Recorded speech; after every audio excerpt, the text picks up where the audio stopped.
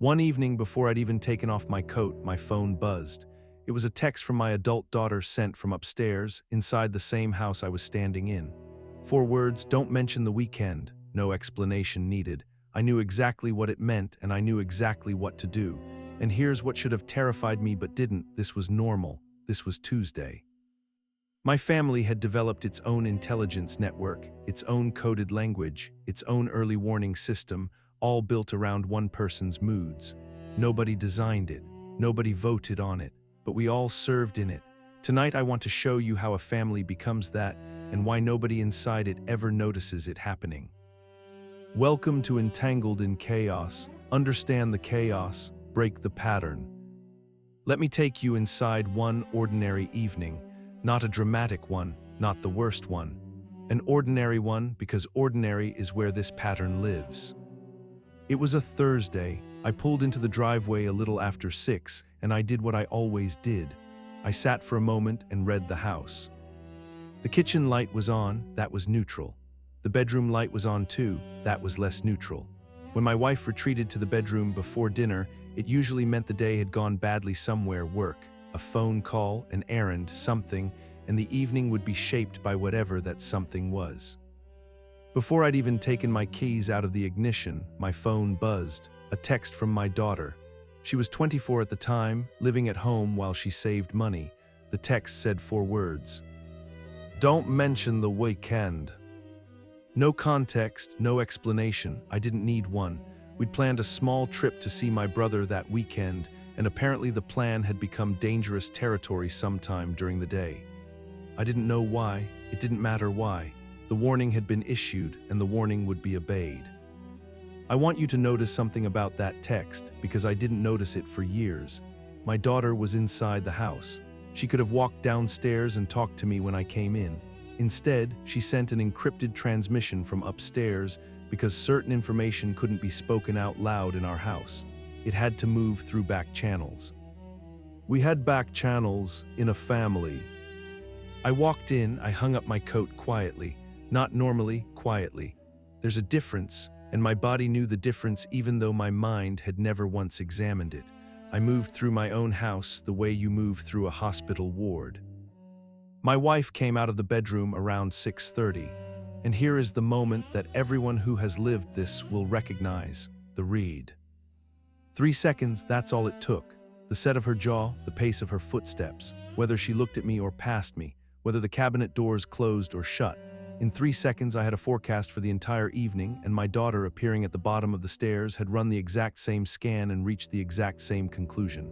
I know because she caught my eye and gave me a look I'd seen 1,000 times. A look that said, storm system, moving slow, could go either way. Dinner was quiet, careful. My wife mentioned that her sister had called, and my daughter and I both did the same invisible math. Sister, is that a safe topic tonight or a live wire? We each said something mild and waited to see how it landed. It landed fine, small relief. Conversation continued. Then I made a mistake. I mentioned, and I promise you this is the entire crime, that we'd need to leave by 8 on Saturday morning to beat the traffic. The weekend, the thing I'd been warned about. It had been 40 minutes since the text, and the warning had simply slipped my mind, the way a rule slips your mind when the rule was never explained to you in the first place. The temperature at the table dropped 10 degrees. My wife put her fork down, not loudly, precisely, and she said, in a voice that was quiet in the way a drawn bow is quiet, "So we're still pretending that trip is happening." I still don't fully know what had happened that day to turn the trip radioactive. Something with scheduling, something with feeling unconsidered, something, it genuinely doesn't matter, and that's part of the lesson. What matters is what happened next, because what happened next is the machinery I want to show you. My daughter went still, completely still, the way small animals go still. Then she smoothly changed the subject, asked her mother something about the sister's phone call, something warm, something flattering to answer. A deflection so practiced it looked like conversation. And I apologized. Listen to what I apologized for, not for anything I'd done. I apologized for the timing of a sentence. "Sorry, we don't have to talk about it tonight." I withdrew a factual statement about traffic the way a soldier withdraws from indefensible ground. The bow lowered slowly. My wife picked her fork back up. The evening survived. And then this is the part that used to genuinely confuse me. The next morning she was sunny, cheerful, made coffee, made jokes, asked about the trip herself, as if the previous night had happened to a different family. And the whiplash of that, the sheer weather change of it, didn't make things better. It made things worse, because it meant the storms could not be predicted by anything I did. They arrived on their own schedule, from their own atmosphere. Later that morning, my daughter passed me in the kitchen and said, quietly, without looking up from her cereal, "Told you not to bring it up." Not that was unfair to you, not that reaction was out of proportion. Told you not to bring it up. In our house, the person who mentioned the traffic was the one who caused the storm. The forecast had been issued. I had violated the forecast. Case closed. I lived that way for years, and here is the sentence I need you to sit with, because it's the sentence this whole video hangs on. At no point did anyone in my house ever say the words, "You are not allowed to speak freely here." No demand was made, no threat was issued, no rule was ever spoken aloud, and yet every person in that house obeyed the rules perfectly. How does that happen? Let me stop the story here, because this is where the surface breaks. For years, I would have described what my family did as keeping the peace. That's the phrase, isn't it? We were peacekeepers, we were being sensitive, we were choosing our battles. Here's what we were actually doing.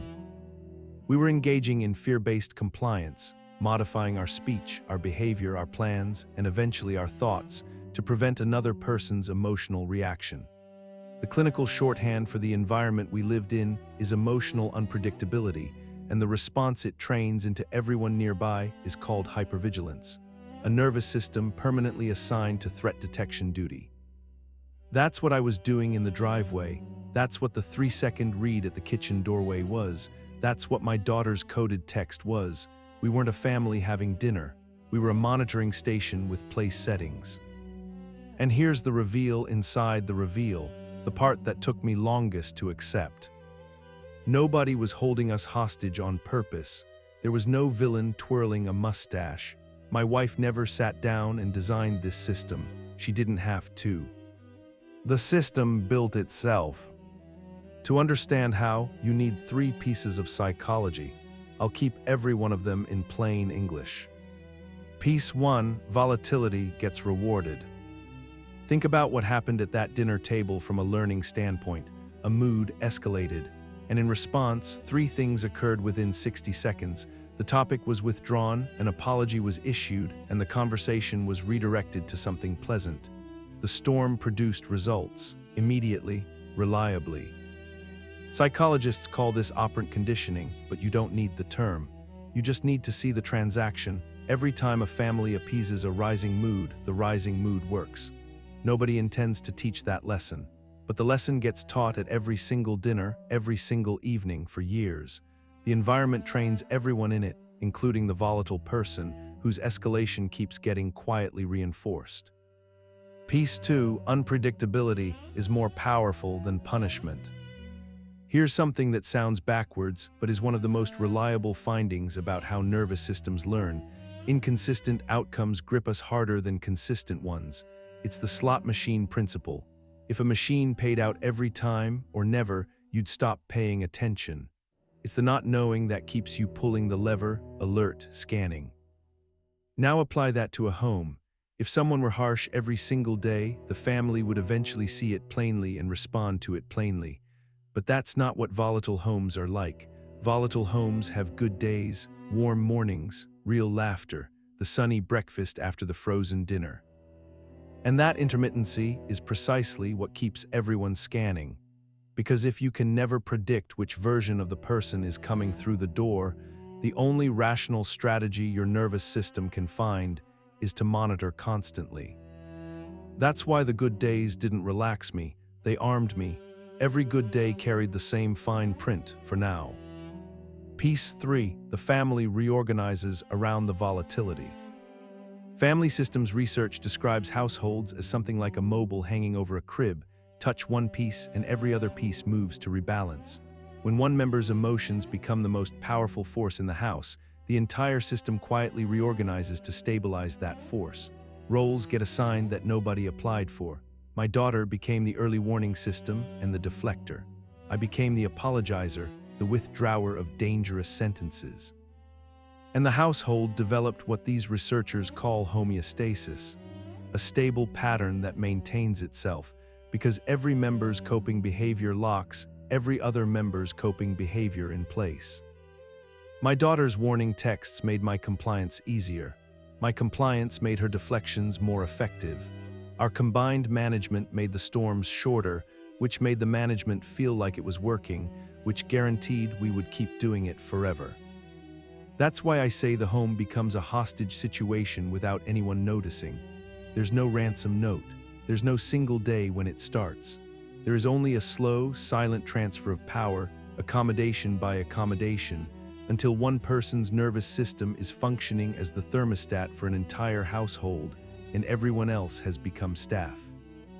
The Stoics had a phrase I wish I'd understood earlier: some things are up to us and some things are not. Another person's emotions are not up to us, but I had organized my entire life, my speech, my schedule, my facial expressions as if they were. I had taken a job that does not exist, manager of another adult's inner weather, and like anyone working an impossible job, I was exhausted all the time and could never figure out why. Now let's go back to that Thursday evening, because understanding the pattern changes what every moment of it actually meant. The 10 minutes in the driveway, that wasn't consideration. That was a threat assessment, the behavior of a person whose nervous system has classified his own home as unpredictable terrain. My daughter's text, "Don't mention the weekend." For years I read that as teamwork, us against the chaos. It felt like closeness. But look at it again with clear eyes. A 24-year-old had been drafted without pay and without consent into an intelligence service whose only mission was mood management. That's not closeness. That's a young adult learning that love means monitoring, a lesson she would carry into every relationship she'd ever have. That text was the pattern reproducing itself into the next generation, right in front of me, disguised as helpfulness. My apology at the table: I apologized for stating a fact about traffic. Read that sentence again. When you find yourself apologizing for information, not for cruelty, not for carelessness, for information, you are no longer in a conversation. You are in a negotiation with an unstable counterpart, and some part of you knows it. And the sunny morning after, I used to receive those mornings with gratitude, like a prisoner grateful for good weather in the yard. Now I understand they were the intermittent reinforcement, the payout that keeps the whole family at the slot machine. Here's the moment it finally cracked open for me. It wasn't dramatic. One evening, months later, I caught myself sitting in the driveway rehearsing a sentence, practicing the phrasing, and the sentence was about a water heater, a household repair. I was workshopping the safest possible way to deliver a fact about an appliance to my own wife in my own home. And a thought arrived, quiet and complete. This is not what a marriage sounds like. This is what a hostage negotiation sounds like.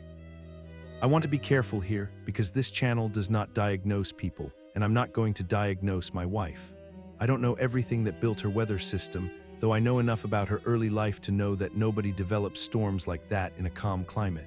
She was, in her own way, as caught in the pattern as we were. The pattern doesn't need a villain. It only needs volatility, and people who love the volatile person enough to keep absorbing it. But understanding that changed my question. For years my question had been, how do I keep the peace? The new question was, what am I calling peace? Because what I had been calling peace was just fear with good manners. So what do you actually do? Not vague advice. Here's what changed things concretely. First, name the pattern to yourself in plain words, not "she's moody" or "we're just careful with each other." The accurate sentence is, I modify my behavior to manage another adult's emotions because I'm afraid of their reaction. Write it down if you have to. You cannot exit a pattern you're still describing euphemistically. The euphemisms, keeping the peace, being considerate, choosing my battles, are the camouflage the pattern wears. Second, retire from the weather service. This means concretely, stop issuing and acting on mood forecasts. When my daughter texted a warning, I began responding gently. Thanks, but I'm going to talk normally tonight, not aggressively. Normally, the warning network only exists because everyone honors it. When you stop honoring it, you're not creating conflict, you're declining to pre-manage a reaction that hasn't even happened yet. Third, learn what a boundary actually sounds like, because it isn't what most people think. A boundary is not, "You can't talk to me that way." That's a demand about someone else's behavior, and you don't control their behavior. A real boundary is a statement about your behavior. Mine sounded like this: "I'm going to mention the Saturday plan now. If it turns into a storm, I'm going to go for a walk and we can talk about it tomorrow." Notice the structure: here's what I'll do, here's what I'll do if. No demand, no ultimatum, no managing her reaction, just full information about mine. The first few times the storm came anyway. I went for the walk. That's the part nobody tells you. A boundary isn't a magic word that prevents the storm. It's a decision about where you'll be standing when it hits. Fourth, let the reaction belong to the person having it. This was the hardest one. When the temperature dropped at that table, my body's oldest instinct was to fix it, apologize, deflect, withdraw the sentence. The practice is to notice that instinct and pause. Someone else's disproportionate reaction to reasonable information is their event, happening in their nervous system. You can be kind about it. You can be present for it. What you can't be is responsible for it, because taking responsibility for it is the exact mechanism that built the hostage situation in the first place. And fifth, become predictable yourself. In a volatile home, everyone becomes strategic, timing their sentences, editing their faces. The way out is the opposite. Say the same true things in the same calm voice regardless of the forecast. It feels dangerous at first, like walking upright through a war zone, but steadiness is the one thing a chaos system cannot metabolize. It doesn't feed the storm and it doesn't fear the storm. Over time, steadiness doesn't just protect you, it quietly shows everyone else in the house that the rules were never real. I want to leave you with the thing I understand now that I didn't understand for all those years: in the driveway. A home is supposed to be the one place on earth where the scanning stops, where the reconnaissance ends, where you can say a fact about traffic or a water heater in your ordinary voice and it lands as a fact, not as a move in a game you never agreed to play. If you've been reading windows from driveways, pausing in hallways, receiving coded texts from one room away, you already know everything I've said tonight. You knew it before you had words for it. Your exhaustion was the knowledge. Nobody in my house ever said the rules out loud. That was the whole trick. Rules that are never spoken can never be questioned. So question them out loud. That's where it starts. Not with a confrontation, with a sentence said in your normal voice, at your normal volume, about something as small as Saturday traffic. The eggshells were never the floor. They were just what everyone agreed to walk on. If this found you where you live, subscribe. There's a lot more chaos to untangle, and we're going to understand every piece of it together.